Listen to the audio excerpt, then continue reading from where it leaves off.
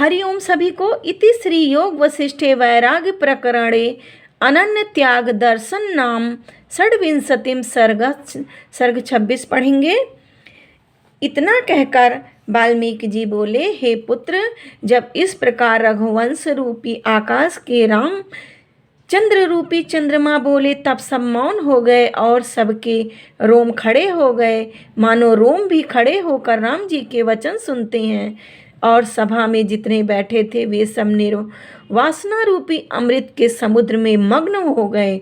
वशिष्ठ, वामदेव, विश्वामित्र आदि जो मुनीश्वर थे और दृष्टि आदिक मंत्री राजा दशरथ और मंडलेश्वर, चाकर, नौकर और माता कौशल्या आदिक सब मौन हो गए, अर्थात अचल हो गए। पिंजड़े में जो तोते और बगीचे में पशु आदि थे, जो पक्षी आलय में बैठे थे, वे भी सुनकर मौन हो गए।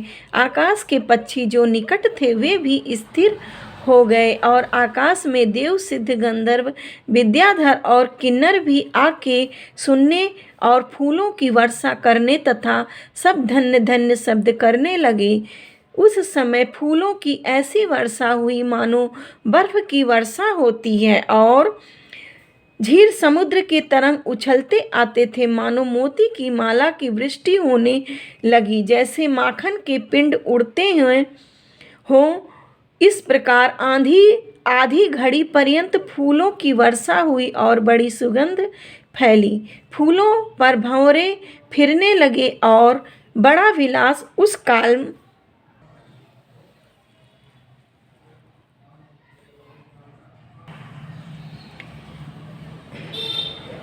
फूलों पर भंवरे फिरने लगे और बड़ा विलास उस काल में हुआ। सब नमो नमः शब्द करने लगे और देव बोले, हे कमल नयन, रघुवंशी आकाश में चंद्रमा रूपी तुम धन्य हो। तुमने बड़े श्रेष्ठ स्थान देखे हैं और बहुत प्रकार के वचन सुने हैं। जैसे तुमने वचन कहे हैं वैसे हमने कभी नहीं सुने। यह वचन सुन के हमारा जो देवतों का अभिमान था सो सब निर्वित हो गया और अमृत रूपी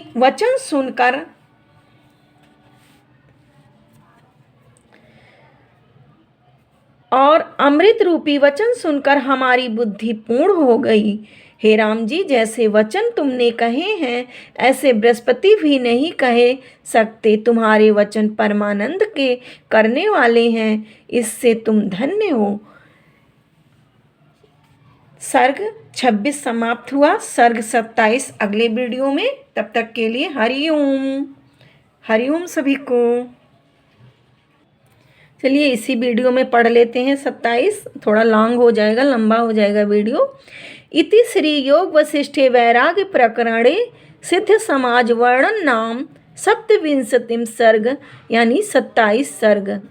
वाल्मीकि जी बोले, हे भरद्वाज, सिद्ध ऐसे वचन कह के विचारने लगे कि रघुवंश का कुल पूजने योग्य है, जिससे राम जी ने बड़े उदार वचन मुनीश्वर के सम्मुख कहे हैं। अब जो मुनीश्वर उत्तर देंगे वो भी सुनना चाहिए।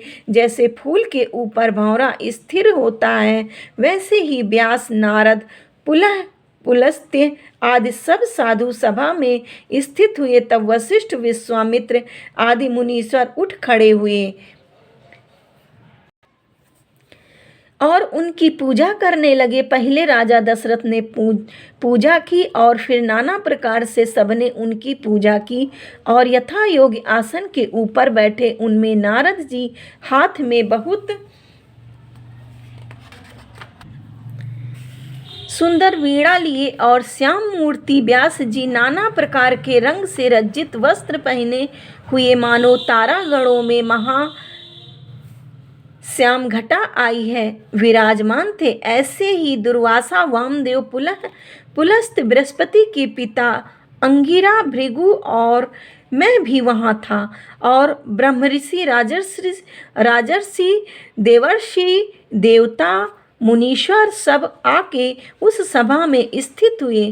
किसी की बड़ी जटा कोई मुकुट पहिरे, कोई रुद्राक्ष की माला और कोई मोती की माला पहने थे। किसी के कंठ में रत्न की माला और हाथ में कमंडल और मृगछाला, किसी के महासुंदर वस्त्र, किसी की कटिपय कोपीन और किसी की कटिपय सुवर्ण की जंजीर थी। ऐसे बड़े बड़े तपस्वी जो वहां आके बैठे थे, उनमें कोई राजसी और कोई सात्विक स्वभाव के थे।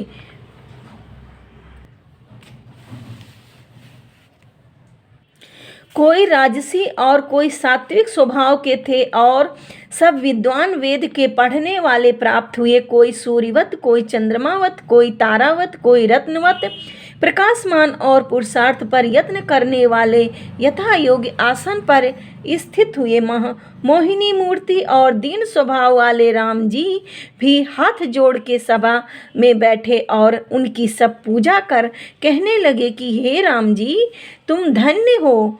नारद सबके सम्मुख कहने लगे कि हे राम जी, तुमने बड़े विवेक और वैराग्य के वचन कहे जो सबको प्यारे लगे और सबके कल्याण करने वाले और परम बोध के कारण है। हे राम जी, तुम बड़े बुद्धिमान और उदारात्मा दृष्टि आते हो और महावाक्य का अर्थ तुमसे प्रकट होता है।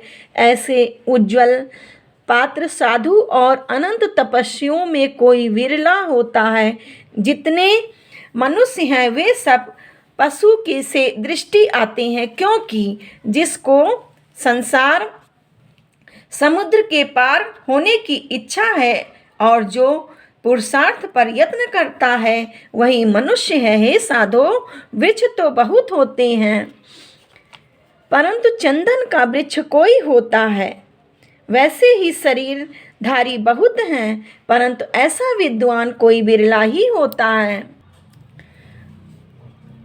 और सब अस्थि मांस रुधिर के पुतले से मिले हुए भटकते फिरते हैं। जैसे तंत्र की पुतली होती है वैसे ही अज्ञानी जीव हैं। हाथी तो बहुत हैं परंतु बिरले के मस्तक से मोती निकलता है। वैसे ही मनुष्य तो बहुत हैं परंतु पुरुषार्थ पर यत्न करने वाला कोई बिरला ही होता है। जैसे वृक्ष बहुतेरे हैं परंतु लवंग का वृक्ष कोई बिरला ही होता है। वैसे ही मनुष्य बहुत हैं परंतु ऐसा कोई बिरला ही होता है। ऐसे पात्र से थोड़ा अर्थ कहा भी बहुत हो जाता है। जैसे तेल की बूंद थोड़े ही जल में डालिए तो फैल जाती है, वैसे ही थोड़े वचन तुम्हारे हिये में बहुत होते हैं। तुम्हारी बुद्धि बहुत विशेष है और दीपक सी प्रकाश वाली और बोध का परम पात्र है। कहने मात्र से ही तुमको शीघ्र ज्ञान होवेगा और जो हमारे सामने तुमको ज्ञान ना हो तो जानना कि हम सब मूर्ख बैठे हैं। इति श्री योग वसिष्ठे वैराग्य प्रकरणे मुनि समाज वर्णन नाम षटाविंशतिम सर्गा यानी 28 समाप्तिमिदं वैराग्य प्रकरण समाप्त हुआ। और अब हम अगले वीडियो में पढ़ेंगे, नया प्रकरण शुरू करेंगे और अगले वीडियो में पढ़ेंगे श्री परमात्मने नमः। श्री योग वसिष्ठ द्वितीय मुमुक्षु प्रकरण प्रारंभ। अगले वीडियो में मुमुक्षु प्रकरण पढ़ेंगे। तब तक के लिए हरि ओम सभी को। हरि ओम।